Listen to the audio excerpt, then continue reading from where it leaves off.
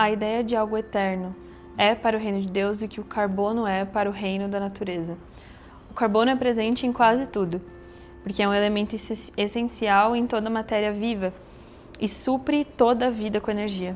Então, o conceito de algo infinito é necessário para dar significado para qualquer doutrina cristã. Estou lendo esse livro do Tozer, eu acho que deve ter uns 4 meses, por aí. Porque é um livro que, mesmo ele sendo super pequenininho, super fininho, ele é muito denso. Denso nas palavras, ele é muito certeiro em todas as frases que ele colocou nesse livro. Então é como se... Eu ainda estou acho que na página 60, porque eu leio e eu fico assim, meu Deus, o que foi isso? Mas em específico essa passagem sobre o tempo de Deus, acho que foi algo que me pegou muito. Porque acho que principalmente quando você já está um pouco mais de tempo na caminhada cristã, mesmo ainda eu me considerando um bebê na caminhada cristã, quando você está num relacionamento com o Senhor há algum tempinho, a gente acha que a gente sabe sobre Deus, né? Que a gente conhece a Deus porque a gente é levado para esse lugar de intimidade com Ele, então a gente assume que a gente sabe alguma coisa sobre Ele.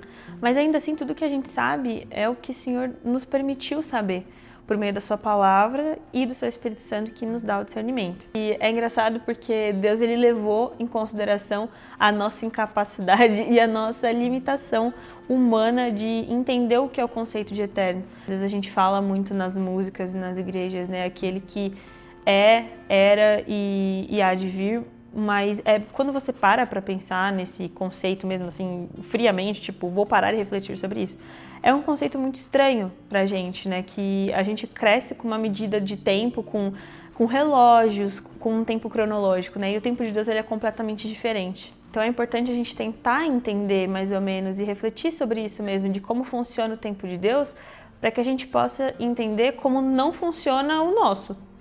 E por que o tempo de Deus é soberano e muito melhor do que o nosso. Então, quantas vezes as nossas ansiedades, elas não vêm só de um lugar de falta de confiança no Senhor, porque isso de fato acontece, mas da falta de entendimento do tempo de Deus. Então a gente sabe que Deus é um Deus pessoal, Ele é um Deus de relacionamento, Ele é um Deus que se importa, Ele é um Deus que se interessa. Mas existe uma lacuna nesse relacionamento entre nós e Deus, que é esse entendimento do tempo das coisas. E isso serve para tudo, isso serve para qualquer coisa, né? Quando a gente fala, porque Jesus disse que voltaria logo, se passaram 2000 anos e ele ainda não voltou. Bom, o tempo não funciona assim para o Senhor. E é a mesma coisa, às vezes, com, eu recebi uma promessa de Deus há 10 anos atrás e ela ainda não se cumpriu e Deus falou que ia ser brevemente, mas o breve de Deus não é o nosso breve.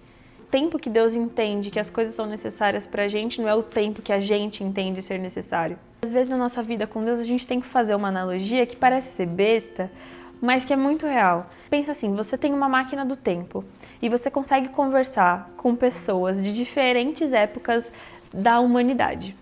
E é como se você tivesse um amigo que vivesse no século XVIII. Ao mesmo tempo, você tem um amigo que vive em 2050, enquanto você ainda está aqui em 2025. E é assim com o nosso Deus.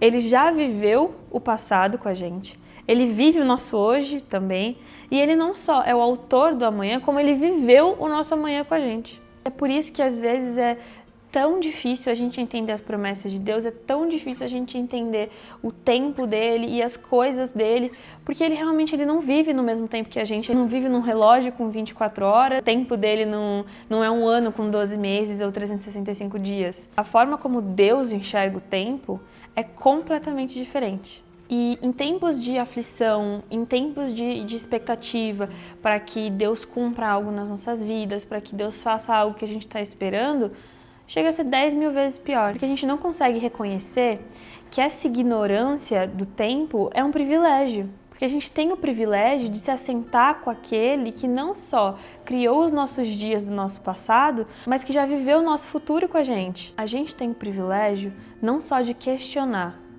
mas por meio de quem ele é, nós somos respaldados e convidados a confiar fielmente e descansar na tua soberania e no seu governo.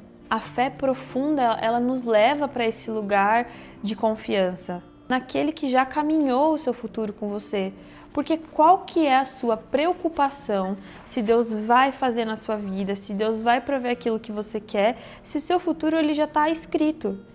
Ele não só está escrito, como Deus já viveu aqueles dias com você. E o Tozer, nesse livro do Conhecimento do Santo, ele fala uma coisa muito interessante. Deus habita na eternidade, mas o tempo habita em Deus. Talvez a gente ainda não entendeu o conceito de eternidade.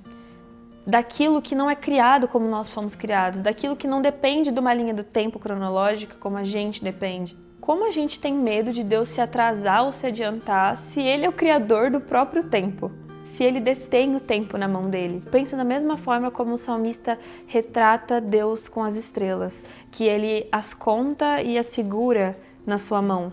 Então, às vezes, a gente achar que algo está demorando muito para chegar na nossa vida, para se cumprir, ou quando às vezes você recebe uma palavra, recebe um chamado e você ainda não se sente pronto, mas você se sente levado por Deus, você se sente atropelado pelas coisas que têm acontecido, é a arrogância da nossa parte achar que não é o momento certo. É a arrogância da nossa parte e aí, muitas vezes até a ignorância de achar que Deus já não previa isso, de que Deus já não previa a nossa falta de entendimento. Mas é muito importante a gente entender o conceito de eternidade de Deus, porque quando a gente entende isso, a gente pode confiar mais plenamente na tua soberania. E confiando na tua soberania porque Ele é o Deus que, mesmo em meio ao caos, que mesmo em meio às nossas aflições, de ansiedades, de inseguranças, e às vezes até quando a gente perde coisas, sabe?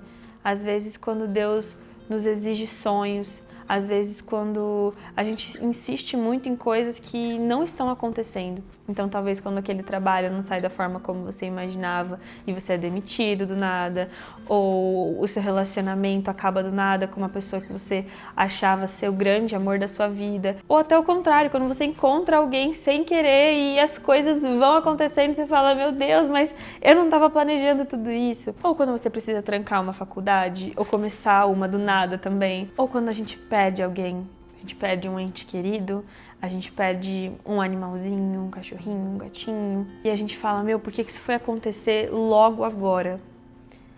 Isso foi acontecer logo agora porque precisava ter acontecido, porque Deus já tinha escrito isso. E é claro que a gente nunca vai entender 100% como funciona o tempo de Deus, porque a gente não é Deus e a gente continua tendo uma cabeça humana e uma mentalidade humana.